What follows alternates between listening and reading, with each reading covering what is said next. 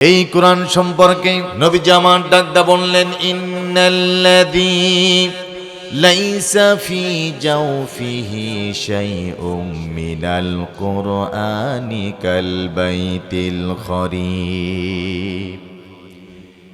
যার দিলের মধ্যে কোরআন নাই, যার দিলের মধ্যে কোরআনুল কারীমের জ্ঞান নাই, তার দিলটা যেন একটা শূন্য ভূমি, বিরান ভূমি, ধ্বংসপ্রাপ্ত বাড়ির মতো। যেই বাড়ির মধ্যে কেউ বসবাস করে না, শয়তান বাস করে, দুষ্ট জিনেরা বাস করে। এই জন্য আল্লাহ রাব্বুল আলামিন কোরআনুল কারীমের মধ্যে নাজিল করলেন। কোরআনকে যদি প্রশ্ন করেন, ও কোরআন তুমি দুনিয়ার মধ্যে কেন আগমন করলা, কোরআনুল কারীম জবাব দেয়, সুন্দর করে জবাব দেয়, বান্দা বান্দি শোনো। লিতুখরিজান নাসা মিনাজ-যুলুমাতি ইলান-নূর। এই কোরআনুল কারীম ডাকদা বলে, আল্লাহর বান্দারা শোনো, আমি কোরআনুল কারীম দুনিয়ার মধ্যে আগমন করলাম দুনিয়ার মানব জাতিকে অন্ধকার থেকে বের করে আলোর দিকে দেওয়ার জন্য। একটু জোরে বলা যাবে কি সুবহানাল্লাহ? অন্ধকার হলো কার্ল মার্কসের মতবাদ, আব্রাহাম লিঙ্কনের মতবাদ, লেনিনের মতবাদ, জাতীয়তাবাদ, ধর্মনিরপেক্ষ মতবাদ। তামাম পৃথিবীর সমস্ত মানব রচিত যত মতবাদ সব হলো অন্ধকার। একমাত্র শুধুমাত্র আল্লাহর কোরআনটাই হলো আলো। আমি আপনাদের কাছে প্রশ্ন করতে চাই, আলোর দিকে থাকতে চান নাকি অন্ধকারের মধ্যে থাকতে চান? আলোর দিকে থাকতে চাইলে আল্লাহ পাক কোরআন দে বলে, ফামান তাবিআ হুদায়া ফালা খাউফুন আলাইহিম ওয়ালা হুম ইয়াহজানুন। কোরআন ডাকদা বলে, বান্দারে শোনো, আমি কোরআন, এই কোরআনকে যদি মানতে পারো, আমল করতে পারো, ব্যক্তি জীবন, সমাজ জীবন, পরিবার জীবন, রাষ্ট্র জীবনে কোরআন যদি মানতে পারো, বান্দারে তোমার ব্যক্তি জীবনেও কোনো ভয় থাকবে না, পরিবার জীবনেও কোনো ভয় থাকবে না, সমাজ জীবনেও ভয় থাকবে না, রাষ্ট্রীয় জীবনেও ভয় থাকবে না। শুধু দুনিয়ার মধ্যে ভয় নাই, ওই আখিরাতের ময়দানেও আল্লাহর যেই বান্দা বান্দি কোরআন মানবে, কোরআন পড়বে, আমল করবে, এই দুনিয়াতেও ভয় নাই, আখিরাতের ময়দানেও কোনো ভয় নাই। জোরে বলেন সুবহানাল্লাহ। ভয় নাই মানে নিরাপত্তা আছে, ঠিক কিনা? বলেন তো, এখন কি নিরাপত্তা আছে? সবাই বলেন নাই, এখন কি নিরাপত্তা আছে? নাই। কারণ বলবেন কেন নিরাপত্তা নাই কেন?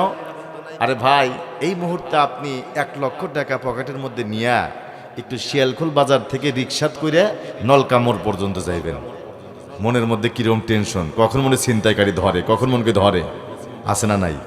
এই চিন্তা আছে না নাই? তার মানে কি নিরাপত্তা নাই, অনিরাপদ। আর যখন কোরআন বাস্তবায়ন হয়ে যাবে, তখন চোর চুরি করার সাহস পাবে না, ছিনতাইকারী ছিনতাই করার সাহস পাবে না। কারণ যারা বলে আমরা চোর মুক্ত করতে চাই, ছিনতাইকারী মুক্ত করতে চাই, চাঁদাবাজ মুক্ত করতে চাই, খোঁজ নিয়ে দেখা যায় তারাই যেন একজন বড় বড় চাঁদাবাজ। কথা কন ঠিক কিনা? এই জন্যই চাঁদাবাজ মুক্ত হয় না, এই জন্যই সন্ত্রাস, ডাকাত, চোর মুক্ত সমাজ গঠন আমরা করতে পারি না। কথা কন ঠিক কিনা? কোরআনুল কারীম যখন নাজিল হওয়া শুরু করলো, এই কোরআনুল কারীম আল্লাহ পাক নাজিল করলেন। কোরআনুল কারীমের প্রথম শব্দ হলো ইকরা। কালেমা নিয়ে আল্লাহ পাক আয়াত নাজিল করলেন না, প্রথম আয়াত নাজিল করলেন না কালেমার উপরে। নামাজের উপরে কালেমা আয়াত নাজিল করলেন না, রোজার উপরে প্রথম আয়াত নাজিল করলেন না, যাকাতের উপরে প্রথম আয়াত নাজিল করলেন না। প্রথম আয়াত নাজিল করলেন ইকরা বিসমি রাব্বিকাল্লাযী খলাক। আর তোমার প্রভুর নামে যিনি তোমাকে সৃষ্টি করেছেন। একসঙ্গে জবাব দেয়া বলতে হবে, আমাদের সৃষ্টিকর্তাকে। আল্লাহ পাক বললেন, পড়ো তোমার প্রভুর নামে যিনি তোমাকে সৃষ্টি করেছেন। তার মানে হলো প্রত্যেকটা মুসলিম নর নারীর উপরে এই কোরআনুল কারীম শেখা ফরজ। কি ফরজ? যারা কোরআন পড়তে পারেন না, কোরআন যারা পড়তে পারেন না, তারা কিন্তু জীবনের 1 নাম্বার ফরজ কাজ কিন্তু লঙ্ঘন করেছেন। কথা কন ঠিক কিনা? আমার বন্ধুগণ, জীবনের 1 নাম্বার ফরজ কাজ হলো পড়া। তাইলে প্রশ্ন করতে চাই, জীবনের 1 নাম্বার সুন্নাত কাজ কি? কেউ বলতে পারেন? 1 নাম্বার ফরজ কাজ পড়া, কোরআন পড়া। তাইলে 1 নাম্বার সুন্নাত কাজ কি? কেউ কি জানেন?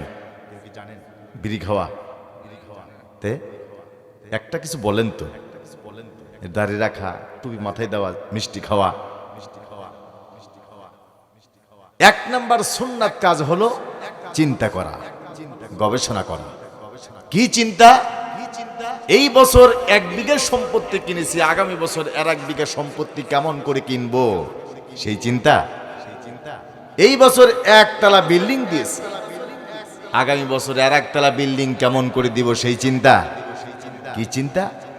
আমার নবী চিন্তা করলেন গারে হেরার মধ্যে। কি চিন্তা করলেন?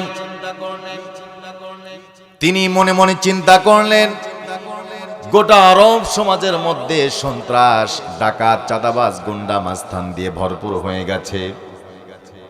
এই সমাজের মধ্য থেকে সমস্ত অন্যায়, জুলুম, ব্যভিচার, অনিয়ম সব কিছু মূলোৎপাটন করে সুন্দর একটা কল্যাণময় রাষ্ট্র কেমন করে গঠন করা যাবে, আল্লাহর নবী, বিশ্ব নবী জীবনের প্রথম তিনি চিন্তা করলেন। জোরে কান সুবহানাল্লাহ। তাইলে নবীজির উম্মত হিসাবে আমার নবী বিশ্ব নবী রাহমাতুল লিল আলামিন, ওই নবীর উম্মত হিসেবে বলেন তো, এমন সুন্দর চিন্তা ভাবনা আমাদেরও করার দরকার আছে না নাই? ভালো চিন্তা করি, এমন সুন্দর সুন্দর চিন্তা করি যে দেশে যেন চোর না থাকে, ডাকাত না থাকে, সন্ত্রাস না থাকে, দেশের মধ্যে যেন দুর্নীতি না থাকে, অনিয়ম না থাকে। কিন্তু সিল মারার সময় দেখে দেখে বুঝে শুনে সব চাইতে বড় সন্ত্রাসী মার্কার লোকটাকে আমরা সিল মেরে দেই। কথা কন না কেন? তাইলে কেমন করে সন্ত্রাস মুক্ত হবে? সব চাইতে দুর্নীতিবাজকে চেয়ারে বসায় দেই, সব চাইতে বড় মদারু গাজারুকে আমরা চেয়ারে বসায় দেই। যারা ডাক দেয় বলে আমরা মদ মুক্ত দেশ গঠন করব, ওই সমস্ত নেতারাই রাতের বেলায় মদ পান করে গাছকে বলে, ভাই সাইড দেন, কতক্ষণ দাঁড়ায় থাকবেন? কথা কন না কেন? আমার নবীজি ডাক দেয় বললেন, রাসূল পাক সাল্লাল্লাহু আলাইহি ওয়াসাল্লাম ডাক দেয় বললেন, যেই বান্দা জানতে পারবে এই লোকটা হচ্ছে সন্ত্রাস, ডাকাত, চোর, বদমাইশ, এ যদি চেয়ারে বসে সন্ত্রাসী করবে, ডাকাতি করবে, চুরি করবে, বদমাইশি করবে, ঘুষ খাবে, এরপরে দুর্নীতি করবে, সব পাপের কাজ করবে, জীবনে কোনোদিন সন্ত্রাসী করেন নাই, চুরি করেন নাই, বদমাইশি করেন নাই, ডাকাতি করেন নাই, অন্যায় করেন নাই, জুলুম করেন নাই, কিন্তু শুধুমাত্র ওই সন্ত্রাস মার্কা লোকটারে একটা ভোট দিছেন, এরপর থেকে তসবিহ তেলাওয়াত করলেন, নামাজ পড়লেন, রোজা রাখলেন, হজ করলেন, যাকাত দিলেন, সেজদা করলেন, রুকু করলেন, অটোমেটিক ওই চেয়ারে বসার পরে যত রকমের চুরি করবে, অটোমেটিক চুরি করলে যেই গুনাহ, এই দিকে সেজদা করতেছেন, ওই দিকে চুরি করার গুনাহ অটোমেটিক আপনার আমলনামায় চলে আসবে। নিজের গুনাহ নিয়ে কিয়ামতের দিন ইয়া নাফসি করবো, আবার নেতার গুনাহগুলি যদি আমার পকেটের মধ্যে আসে, উপায় আছে? এই জন্য যে কয় আইরে তার পিছে যাইরে, এই মতবাদে মুসলমান চলতে পারে না। কথা কোন ঠিক কিনা? আমার ব্যক্তিগত মতবাদ, আলাউদ্দিন বিন সাইদ ব্যক্তিগত একটা মতামত দিয়েছে, যারাই মুসলমানদের কাছে ভোট চাইবে, ভোট দেন, ভোটের চাইতে বড় আমানত মানুষের জন্য আর কিছুই হতে পারে না। কথা কোন ঠিক কিনা? কারণ আপনার ভোটের মাধ্যমে একজন চোর ক্ষমতায় বসে, আপনার ভোটের মাধ্যমে একজন দিনদার, পরহেজগার, আল্লাহওয়ালা, যার দিলের মধ্যে, অন্তরের মধ্যে ভয় আছে, কার? এমন ব্যক্তি ক্ষমতার মসনদে বসতে পারে। এর চাইতে বড় আমানত পৃথিবীর মানুষের জন্য আর কিছুই হতে পারে না। আমার বন্ধুগণ খেয়াল করেন, এই জন্য আমি ব্যক্তিগতভাবে যেই মতামত দেই, যারা এই মুসলমানদের কাছে ভোট চাইবে, ভোট দেন, আমার নেতার চরিত্র ফুলের মতো পবিত্র, এই স্লোগান যারা দিবে, মঞ্চে ওঠার সাথে সাথে দ্বিতীয় বক্তা হোক আর প্রধান বক্তা হোক বলবেন যে হুজুর আপনি 10 মিনিট একটু বন্ধ করেন। ওই নেতাকে বলবেন আলহামদুলিল্লাহ সূরা তাফসীরটা করে 10 মিনিটের ভিতরে, বিসমিল্লাহর ব্যাখ্যাটা করো, সূরা বাকারার কয়েকটা আয়াত দিয়ে তাফসীর করো, 10টা মিনিট সময় দিলাম। যেই নেতা বিসমিল্লাহর ব্যাখ্যা করতে পারবে না, আলহামদুলিল্লাহ সূরা তাফসীর করতে পারবে না, সেই নেতা মুসলমানদের নেতা হতে পারে না। কথা কোন ঠিক কিনা? কারণ আল্লাহ রাব্বুল আলামিন ডাকদা বললেন, ওমান আহসানু কওলাম মিম্মান দাআ ইলাল্লাহি ওয়া আমিলা সলিহাও ওয়া ক্বালা ইন্নানি মিনাল মুসলিমিন।